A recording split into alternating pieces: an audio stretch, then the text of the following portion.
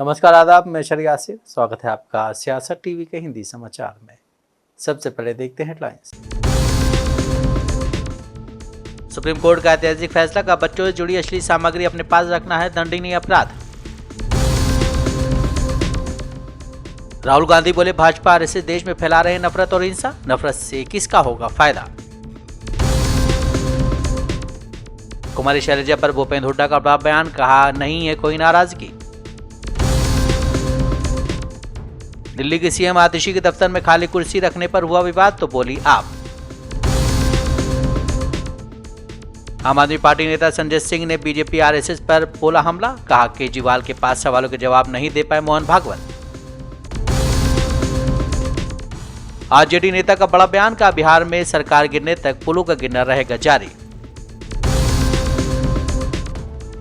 America दौरे पर गए पीएम मोदी ने फिलिस्तीन के राष्ट्रपति से की मुलाकात। अब समाचार विस्तार से। सुप्रीम कोर्ट ने साफ किया है कि चाइल्ड पोर्नोग्राफी से जुड़ी सामग्री डाउनलोड करना और उसे अपने पास रखना अपराध है। सुप्रीम कोर्ट ने कहा है कि अगर कोई व्यक्ति इस तरह की सामग्री को मिटाता नहीं है या पुलिस को इसके बारे में सूचना नहीं देता है तो पॉक्सो एक्ट की धारा 15 उसे अपराध करार देती है। देखिए, सुप्रीम कोर्ट का जो निर्णय है वो स्वागत योग्य है।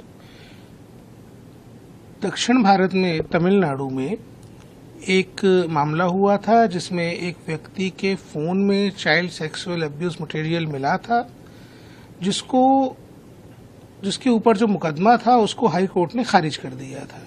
इसके विरुद्ध ये सारा मामला सुप्रीम कोर्ट में चल रहा था। तो सबसे ज्यादा अच्छी बात इस पूरे मामले की ये है कि पॉक्सो की धारा 15 के अंतर्गत जो भी प्रावधान हैं उनको माननीय सर्वोच्च न्यायालय ने अपहेल्ड किया है, उन सबको मान्यता दी है और ये कहा है कि प्रत्येक धारा का अपना अपना महत्व होता है, इसलिए जो भी धाराएं प्रभावी हैं वो रहेंगी। साथ ही साथ उन्होंने इस केस को वापस ट्रायल कोर्ट को भेजा है जहां पर इसकी सुनवाई होगी और इस व्यक्ति को सजा दी जाएगी। सुप्रीम कोर्ट ने ये एक महत्वपूर्ण बात कही है कि चाइल्ड पोर्नोग्राफी की जगह अब child sexual exploitative and abuse material का यूज इस सेंटेंस का यूज अब जो है CSEAM इसका यूज जो है सभी कोर्ट्स करेंगे, सभी न्यायिक प्रक्रियाओं में किया जाएगा। इसके साथ साथ जो एनसीपीसीआर के सजेशंस को लेकर के आज कोर्ट ने कहा कि उन्होंने एनसीपीसीआर के सजेशंस को इनकॉर्पोरेट किया है, एक हमारा महत्वपूर्ण सबमिशन था जिसको कि जजमेंट की में जगह दी गई है। वो ये था कि जो सोशल मीडिया कंपनीज हैं, कोई सी भी कंपनी हो, चाहे वो फेसबुक हो, चाहे वो ट्विटर हो, चाहे वो इंस्टाग्राम हो, ये सभी बच्चों के यौन शोषण से संबंधित जो सामग्री होती है इनके बारे में रिपोर्ट्स एक अमेरिकन एनजीओ को करते हैं जिसका नाम नेकमेक है। कमीशन का यह कहना था कि धारा 19 पॉक्सो एक्ट की ये प्रावधानित करती है कि इस तरीके के मामलों की रिपोर्ट स्थानीय पुलिस को करना होगी। तो सुप्रीम कोर्ट ने कमीशन के सजेशन को अपने जजमेंट में जगह दी है, ये बड़ी प्रसन्नता की बात है। बाकी बच्चों के खिलाफ हो रहे इस प्रकार के शोषण को रोकने में ये जजमेंट हम सबकी मदद करेगा, मुझे ऐसी पूरी आशा है। जम्मू कश्मीर विधानसभा चुनाव के लिए राजनीतिक पार्टियां जमकर पसीना बहा रही। इस बीच कांग्रेस सांसद व लोकसभा में प्रतिपक्ष के नेता राहुल गांधी ने पूंछ के सुनरकोट में एक चुनावी सभा को संबोधित किया। इस दौरान उन्होंने भारतीय जनता पार्टी को आड़े हाथों लिया है। राहुल गांधी ने आरोप लगाया कि बीजेपी भाई भाई को लड़वाती है। कांग्रेस नेता ने कहा कि बीजेपी आरएसएस जम्मू कश्मीर और अन्य राज्यों में केवल नफरत और हिंसा फैलाती है। वो केवल नफरत फैलाना जानते हैं, उनकी राजनीति नफरत की है। आप सभी जानते हैं कि नफरत को नफरत देकर खत्म नहीं किया जा सकता है, बल्कि प्यार से खत्म किया जा सकता है। ये विचारधारा की लड़ाई है। एक तरफ नफरत और दूसरी तरफ मोहब्बत की दुकान है। हमने हर राज्य में मोहब्बत की दुकान खोली है। फरूक साहब ने नफरत की बात करी और आप जानते हो कि बीजेपी के लोग, आरएसएस के लोग जम्मू कश्मीर में, बाकी स्टेट्स में 24 घंटा नफरत और हिंसा फैलाते हैं। जहां भी ये जाते हैं भाई को भाई से लड़ाते हैं। जम्मू कश्मीर में, उत्तर प्रदेश में, बिहार में, मणिपुर में, पूरे देश में ये नफरत फैलाते हैं। इनका यही काम है और ये कुछ जानते ही नहीं है। ये सिर्फ नफरत फैलाना जानते हैं और इनकी राजनीति भी सिर्फ नफरत की राजनीति। देश के प्रधानमंत्री नरेंद्र मोदी अपने 3 दिवसीय अमेरिका दौरे के दूसरे दिन अमेरिका की दिग्गज टेक कंपनियों के सीईओ के साथ राउंड टेबल मीटिंग में उन्होंने हिस्सा लिया। इसी मीटिंग में पीएम मोदी ने भारत की विकास संभावनाओं पर जोर दिया और विभिन्न क्षेत्रों में द्विपक्षीय सहयोग को बढ़ावा देने की बात भी कही है। और हम उस पर ट्रस्ट भी करते हैं। पिछले दशक में Bharat reform, perform and transform इस मंत्र को लेकर के आगे चला है और पिछले दिनों का अनुभव से हमें लगता है कि इसमें हम गति जितनी ज्यादा बढ़ाएंगे, उसका फलक जितना ज्यादा हम विकसित करेंगे और जरूरत के आधार पर हम रिफॉर्म को बल देंगे तो शायद हम और अधिक परिणामकारी होंगे। तो हमारा ध्यान इन दिनों उन बातों पर ज्यादा है। आज का भारत एम्बिशियस सपने देखता है। कांग्रेस नेता पवन खेरा ने आज बड़ा बयान दिया। उन्होंने कहा कि जब कोई प्रधानमंत्री या किसी दूसरे देश का राष्ट्रपति भारत आता है तो देश की गरीबी और पिछड़ेपन को छुपाने के लिए पीएम मोदी जो करते हैं वो उसे सफेद चादर से ढक देते हैं। ऐसा ही कुछ हरियाणा में भी हुआ। चुनाव से पहले सफेद चादर फैलाई जा रही है। खट्टर साहब को बाहर कर दिया गया और दूसरे सीएम को लाया गया है। आप अपनी असफलताओं को छिपा नहीं पाएंगे क्योंकि ये हर कोई अनुभव कर रहा है। फिर प्रचार के दौरान वो आते हैं और कांग्रेस के बारे में बात करते हैं। आपका एजेंडा क्या है? हरियाणा में ठीक वैसा होगा। चुनाव आने से पहले एक सफेद चादर लगा दी, खट्टर साहब आउट, एक और मुख्यमंत्री ले। तो आप पिछले 10 साल का जो आपका लेखा जोखा था, जो आपकी नाकामयाबियां थी, जो विफलताएं थी, जो फेलियर्स थे, उसको आप ढक तो नहीं पाओगे क्योंकि वो नाकामयाबियां हर घर में, हर व्यक्ति ने, हर परिवार ने बर्दाश्त की। जिस परिवार में कोई बेरोजगार है वो समझता है कि ये 10 साल का खामियाजा भुगत रहा है इस सरकार। जिस परिवार में ये चिंता होती है कि घर की बेटी या बहू बाहर जा रही है, शाम होने वाली है, सूरज ढलने वाला है, अभी तक नहीं आई, चिंतित हो जाते हैं। वो खामियाजा है 10 साल के कुशासन।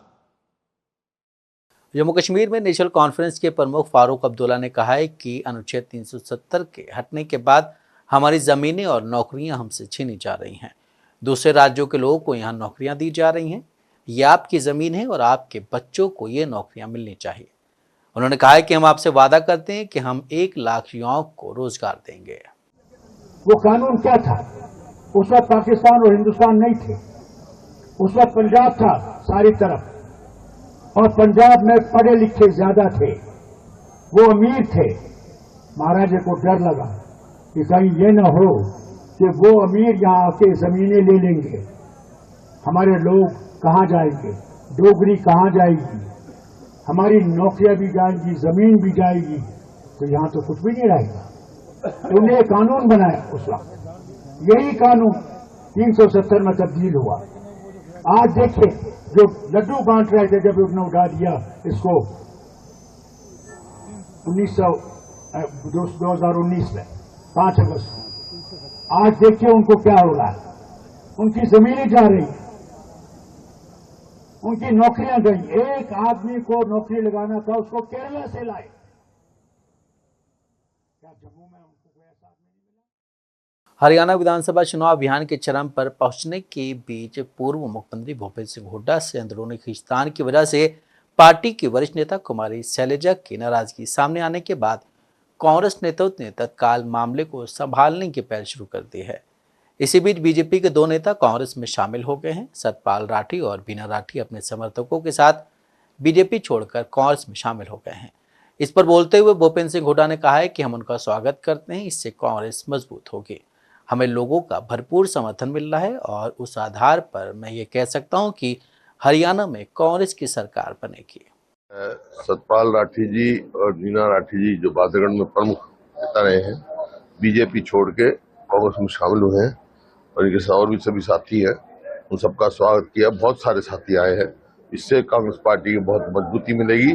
और इन्होंने कहा है वहाँ बादरगढ़ में राजेंद्र जी उनको पूरा दिन रात एक करके उसको कामयाब करेंगे। अच्छा, ओवरऑल अब तक कैसा घूमे, काफी किस तरह का माहौल था? माहौल जबरदस्त समर्थन, जन समर्थन मिल रहा है। उसके आधार पर मैं कह सकता हूँ हरियाणा में कांग्रेस की सरकार बनने जा रही है। अच्छा, स्टार प्रचारक जैसे बीजेपी में काफी लोग आ रहे हैं, राहुल गांधी जी, प्रियंका जी, उनका भी आएंगे अभी वो जम्मू कश्मीर गए हुए हैं, आज आएंगे। कब तक लिस्ट जारी हो जाएगी? लिस्ट कब तक? लोकसभा में नेता प्रतिपक्ष राहुल गांधी ने आरक्षण के मुद्दे पर भारतीय जनता पार्टी के ताजा हमलों के बीच पलटवार किया है। राहुल गांधी ने कहा है कि बहुजन विरोधी भाजपा चाहे जितना भी झूठ फैला ले, लेकिन मुख्य विपक्षी दल आरक्षण पर आज तक नहीं आने देगा। उन्होंने कहा है कि हम तब तक नहीं रुकेंगे जब तक एक विस्तृत जातीय जनगणना न हो जाए। आरक्षण पर से 50% की सीमा हटाकर हर वर्ग को उनका हक, हिस्सेदारी और न्याय न मिल जाए। जनगणना से प्राप्त जानकारी भविष्य की नीतियों का आधार न बन जाए। मोदी जी जाति जनगणना बोलने तक से डरते हैं। वो नहीं चाहते हैं कि बहुजनों को उनका हक मिले। मैं फिर से दोहराता हूं कि मेरे लिए कोई राजनीतिक मुद्दा नहीं है, बहुजनों को न्याय दिलाना ही मेरे जीवन का मिशन है। दरअसल अमेरिका में राहुल गांधी के आरक्षण को लेकर बयान पर भाजपा और उसके शीर्ष नेता उन पर लगातार हमला कर रहे हैं। गृह मंत्री अमित शाह ने जम्मू कश्मीर के एक चुनावी सभा में आरक्षण के मुद्दे पर राहुल गांधी पर निशाना साधा था। उन्होंने कहा था कि किसी को भी पहाड़ी, गुर्जर, दलित, अन्य पिछड़े वर्गों सहित वंचित वर्गों को दिए गए आरक्षण को छूने तक की इजाजत नहीं दी जाएगी।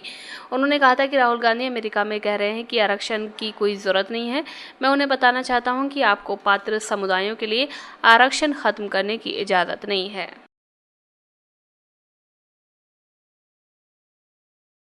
दिल्ली की नई मुख्यमंत्री आतिशी ने आज सचिवालय पहुंचकर सीएम का पदभार संभाला। उनके दफ्तर में 2 कुर्सियां लगाई गई, इनमें एक खाली कुर्सी है। इसके बाद आतिशी ने कहा कि 4 महीने बाद इस कुर्सी पर अरविंद केजरीवाल को बिठाएंगे। मुख्यमंत्री पदभार ग्रहण करने के बाद उन्होंने कहा है कि जिस तरह भरत जी ने भगवान श्री राम के खड़ाऊ रखकर काम किया, वैसे ही मैं अगले 4 महीने मुख्यमंत्री का पद संभालूंगी। आज मैंने दिल्ली के मुख्यमंत्री का कार्यभार संभाला है, जिम्मेदारी संभाली है। आज मेरे मन की वही व्यथा है जो भरत जी की थी, जब भगवान श्री राम 14 वर्ष के लिए अयोध्या से वनवास पे गए और भरत जी को अयोध्या का शासन संभालना पड़ा।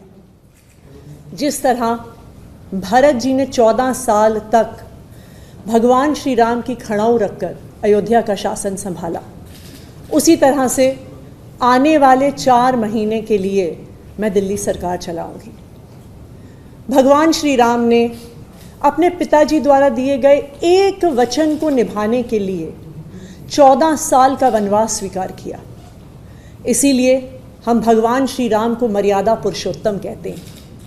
उनकी जिंदगी हम सबके लिए मर्यादा और नैतिकता की एक मिसाल है। बिल्कुल उसी तरह अरविंद केजरीवाल जी ने इस देश की राजनीति में मर्यादा और नैतिकता की एक मिसाल कायम की है। पिछले 2 साल से भारतीय जनता पार्टी ने अरविंद केजरीवाल जी पर कीचड़ उछालने में कोई भी कसर नहीं छोड़ी। दिल्ली के मुख्यमंत्री आतिशी के बाद पर्यावरण और वन मंत्री और आम आदमी पार्टी के वरिष्ठ नेता गोपाल राय ने भी आज अपना पदभार संभाल लिया है।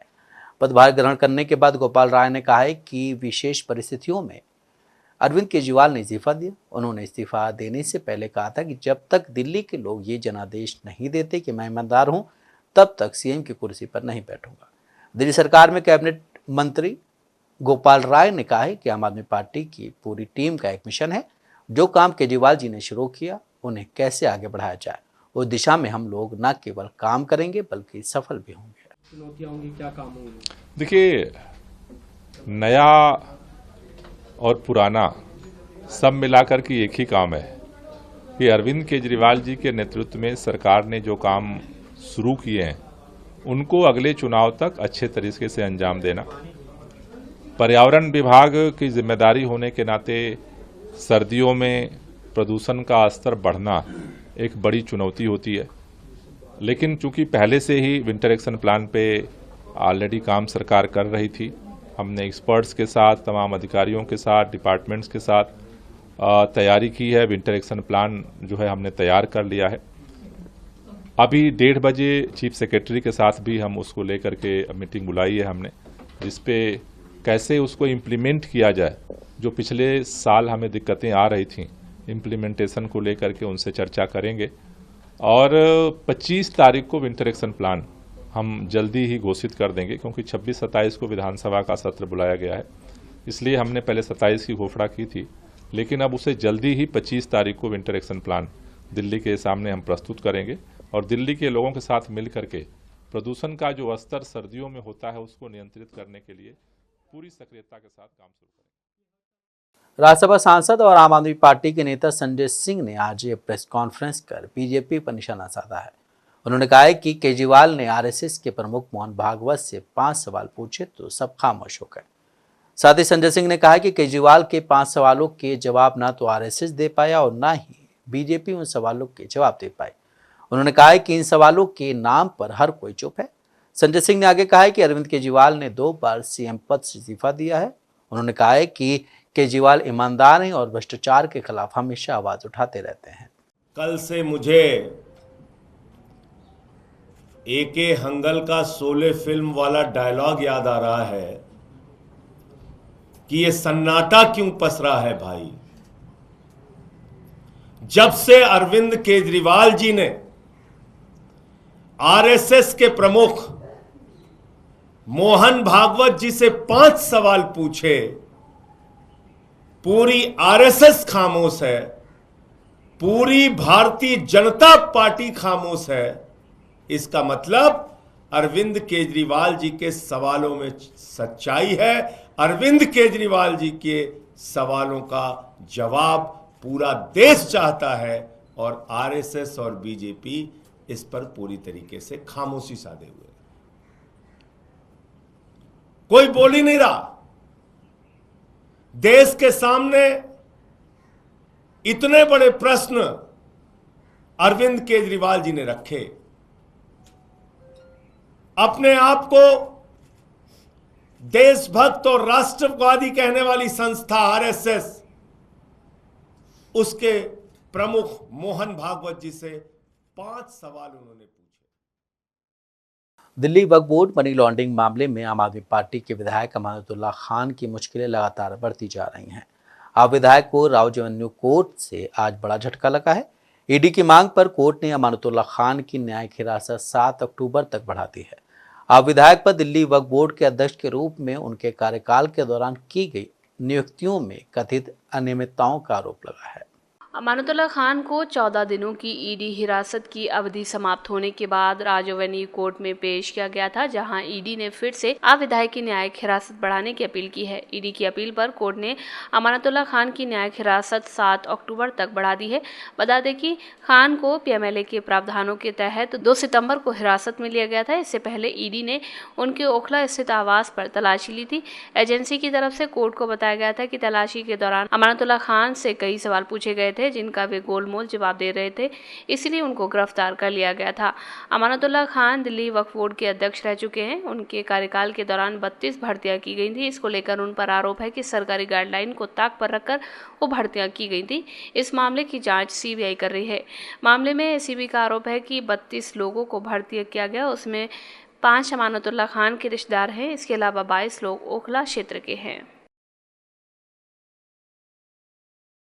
यूपी के सुल्तानपुर लूट में शामिल एक और आरोपी एनकाउंटर में मारा गया है। पुलिस के मुताबिक भरत ज्वेलर्स की दुकान पर हुई लूट में आरोपी अनुज प्रताप सिंह भी शामिल था।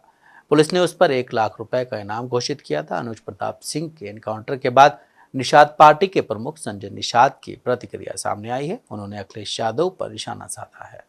ये एजेंसियां हैं, उनकी सरकारों में एजेंसियां संरक्षण प्राप्त थी, हमारी सरकार में सजा देने के लिए मतलब अवसर प्राप्त है।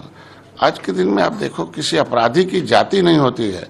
अगर अपराधी की जाति बताकर उसे आप सुरक्षित करते हैं, इसके मतलब आपने अपराधियों को ही अपने यहाँ भर्ती कर रखा। अपराधियों के सहारे ही सत्ता प्राप्त करते थे, अब अपराधी खत्म हो रहे हैं, इसके मतलब आपकी सत्ता और राजनीति खत्म हो रही है। इस तरीके से आज के दिन उन्हें जवाब देना चाहिए। उन्होंने कहा आपने डीएनए टेस्ट हो उस पर देखो चुप्पी साध लिया, यहाँ देखो एक गोली लगी, माल बरामद हुआ, फिर दूसरा आदमी आज देखो आज के दिन में किस परिस्थितियों में भाई वो एसटीएफ है अपनी सुरक्षा में तो काम करेगी। आम आदमी पार्टी के राष्ट्रीय संयोजक और दिल्ली के पूर्व मुख्यमंत्री अरविंद केजरीवाल ने रविवार को जंतर मंतर पर आयोजित जनता की अदालत में शामिल हुए। इस दौरान उन्होंने दिल्ली विधानसभा चुनाव की तैयारियों का भी आगाज कर दिया है। वहीं इस दौरान केजरीवाल ने बीजेपी और आरएसएस पर कई बड़े सवाल खड़े कर दिए हैं, जिस पर आरजेडी नेता मनोज झा ने कहा है कि अरविंद केजरीवाल जी ने जो सवाल पूछा है उसे समझना होगा। देखिए, मैं सिर्फ इतना कह सकता हूं कि अरविंद जी ने जो सवाल पूछे है ना, संघ को मैं समझता हूं हम लोगों को समझना होगा। संघ प्रतिगामी सोच का एक संगठन है। मुझे याद है आज भी उनका एक कार्टून लॉन्ग बैक आया था जिसमें नेहरू, अंबेडकर, आजाद, सरदार पटेल और सामने से वो दशहरा में वध मतलब रावण वध में ये चेहरे थे। ये है संघ। बंच ऑफ थॉट गोलवलकर साहब ने लिखे। मंदिरों में दलितों के प्रवेश पे बड़ी आपत्ति थी उनको, आरक्षण पे बड़ी आपत्ति थी। तो इस प्रतिगामी सोच के संगठन को जो सत्ता सुख अभी प्राप्त हुआ है, मैं समझता हूं अरविंद जी को उस नजरिए से भी इन चीजों को देखना चाहिए। हमको उनसे है वफा की उम्मीद जो नहीं जानते वफा। बिहार में आरजेडी नेता मृत्युंजय तिवारी ने कहा है कि बिहार में भ्रष्टाचार चरम पर है और जिस तरह से मुख्यमंत्री जी का ये ड्रीम प्रोजेक्ट था वो पुल गिर गया। बिहार में पुलों के गिरने का सिलसिला लगातार जारी है। अब ऐसा लगता है कि जब तक सरकार नहीं गिरेगी तब तक ये सिलसिला यूं ही चलता रहेगा। अब सरकार गिरने तक, ये पुल गिरने का सिलसिला जो जारी हुआ है ये चलता ही रहेगा जब तक ये सरकार रहेगी। और इसे छुपाने का प्रयास किया जा रहा है। मलबे को जमीन में जेसीबी के द्वारा डाला जा रहा था। तो लाख छुपाओ छुप न सकेगा। ये जो असली चेहरा है सरकार का वो सामने आ रहा है। रात के अंधेरे में छुपा रहे थे, अब ये तो एक्सपोज हो गई सरकार कि जो पुल, सारे पुलों का वही हाल है। ये तो एक कीर्तिमान सरकार ने बनाया है पुल गिरने का।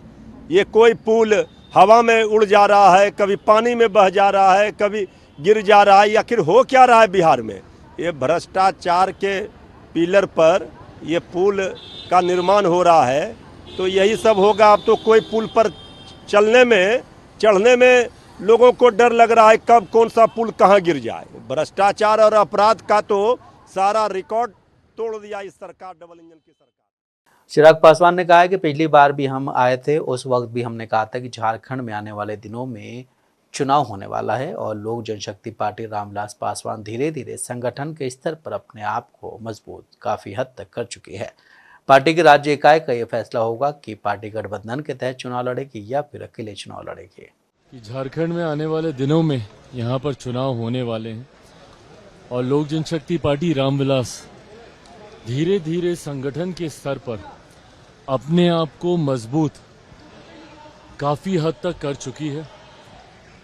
पार्टी की राज्य इकाई का ये फैसला होगा कि पार्टी गठबंधन के तहत चुनाव लड़ना चाहती है या अकेले चुनाव लड़ना चाहती है। बहरहाल राष्ट्रीय अध्यक्ष होने के नाते जहां जहां पे भी पार्टी का संगठन मजबूत है और पार्टी जहां पर भी कार्यक्रम चाहती है, उस दृष्टि से आने वाले दिनों में हमारे कई कार्यक्रम यहां पर लगेंगे। आज 23 तारीख को हम लोग का लातेहार में, पलामू में भी कार्यक्रम है। आगामी 29 तारीख को फिर हम आएंगे, फिर यहाँ पे कार्यक्रम है। धनबाद में कार्यक्रम है वो। उसके बाद 6 को जमशेदपुर में कार्यक्रम है। तो आने वाले दिनों में कई ऐसे कार्यक्रम हैं और साथ ही में इन कार्यक्रमों के दौरान ही राज्य इकाई का ये फैसला भी तय किया जाएगा कि चुनाव में लोक जनशक्ति पार्टी रामविलास की क्या भूमिका रहती है।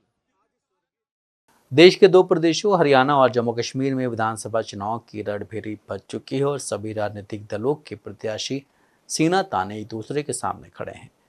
जाहिर है सभी राजनीतिक दलों ने अपने अपने स्टार प्रचारकों की फौज भी खड़ी कर दी है। राजस्थान के पड़ोसी प्रदेश हरियाणा का जंग इसलिए दिलचस्प होता जा रहा है क्योंकि वहां हरियाणा चुनाव में भी राजस्थान भाजपा और कांग्रेस के दिग्गज आमने सामने हैं। इसी क्रम में बोलते हुए राजस्थान के पूर्व सीएम अशोक गहलोत का बयान सामने आया है।